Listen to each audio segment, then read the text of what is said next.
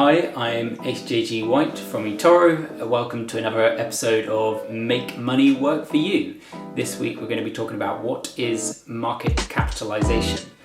So we've already in previous episodes gone into what are stocks and shares, and now we've talked about how to buy them. This is the first episode where we're going into how to value businesses, and market capitalization is crucial for understanding the price of your shares relative to the price of the company's earnings.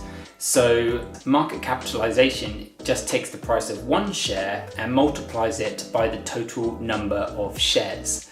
And that's really it. That's what market capitalization is. The price of shares multiplied by the total number of shares.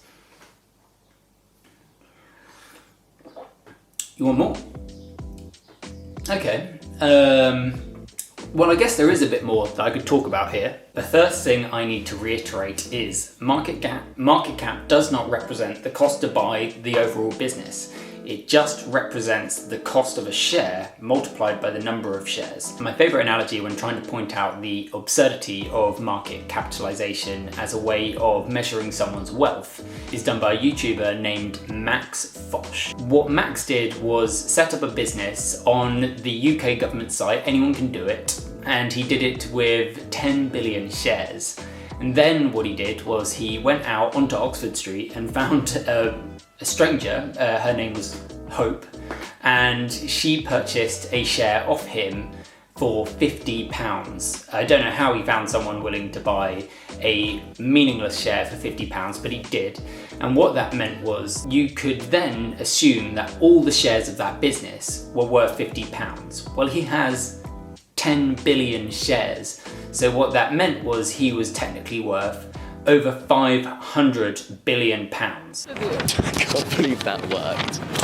Well, what he did was he processed that £50 trade with the British government, let him know that, and then he got a letter back from them stating the value of his business was 500 billion pounds, I believe. And that actually put him technically at a higher net worth than Elon Musk. It made him the world's wealthiest man. Of course, all he had was £50, but then you get to see the absurdity of market capitalization. Market capitalization represents the price of the shares, not the price of the business. In that instance, Max Fosh was only willing to sell the shares for £50, and so the shares were worth £50, but Max Fosh was not, in any practical sense, worth 500 billion pounds.